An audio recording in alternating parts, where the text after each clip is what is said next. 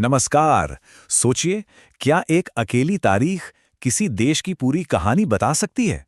सुनने में थोड़ा अजीब लगता है ना, लेकिन आज हम बिल्कुल यही करने वाले हैं। हम 23 नवंबर की तारीख को लेंगे और देखेंगे कि कैसे ये एक दिन अलग-अलग सालों में भारत की विकास यात्रा की एक बड़ी ही दिलचस्प तस्वीर पेश करता है। तो सवाल यही उठता है कि एक तारीख आखिर भारत की यात्रा के बारे में क्या बताती है? देखिए, ये सिर्फ एक तारीख नहीं है, बल्कि ये एक लेंस है, एक चश्मा है, जिससे हम अतीत की नींव को आज की ऊंची छलांगों से जोड़कर देखने वाले हैं। चलिए, इस दिलचस्प विश्लेषण में उतरते हैं।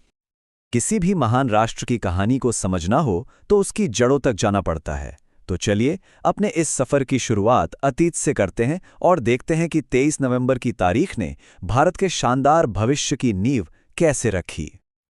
अब ये देखिए, एक ही तारीख 23 नवंबर और दो बिल्कुल अलग अलग दौर की बड़ी घटनाएं। 1937 में हमने जगदीश चंद्र बोस को खो दिया, वो महान वैज्ञानिक जिन्होंने साबित किया कि पौधों में भी जीवन होता है और एक तरह से भारत की वैज्ञानिक सोच की नींव रखी। और फिर दशकों बाद 1983 में ठीक उसी दिन भारत ने अपने पहले कॉमनवेल्थ समिट की मेजबानी की। ये दुनिया के मंच पर भारत के एक नई शक्ति के रूप में उभरने का संकेत था। मतलब विज्ञान और कूटनीति का एक अनोखा संगम, एक ही तारीख पर।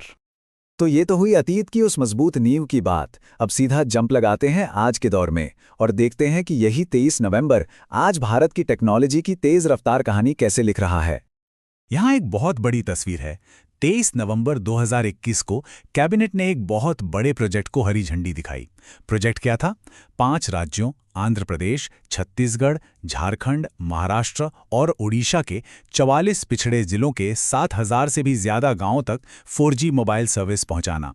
ये सिर्फ कनेक्टिविटी नहीं है, ये डिजिटल डिवाइड को कम करने और लाखों लोगों को विकास की मुख्य धारा से जोड़ने की एक जबरदस्त कोशिश है।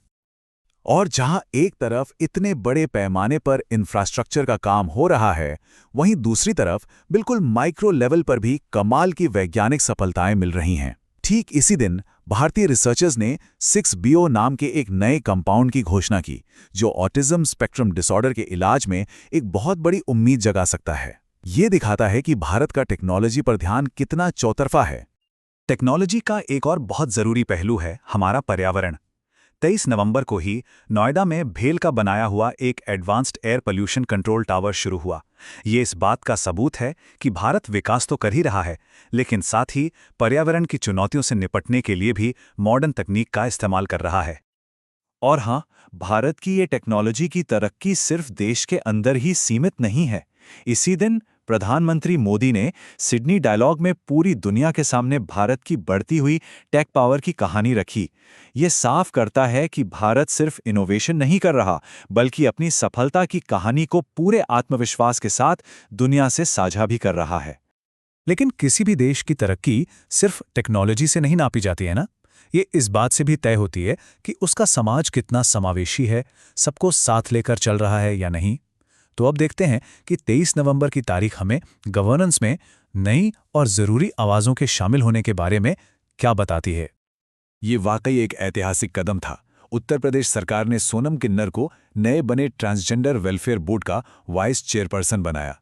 और ये सिर्फ कोई नाम का पद नहीं है, उन्हें राज्य मंत्री का दर्जा दिया गया है, जिसका मतलब है कि इस समुदाय को अब शासन में एक बहुत मजबूत और सम्मानजनक आवाज़ मिली है।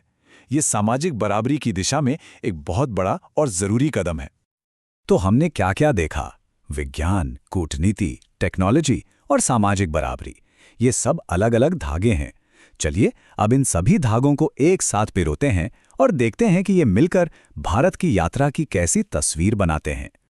तो ये 23 नवंबर की तारीख एक तरह से एक आईने जैसी है।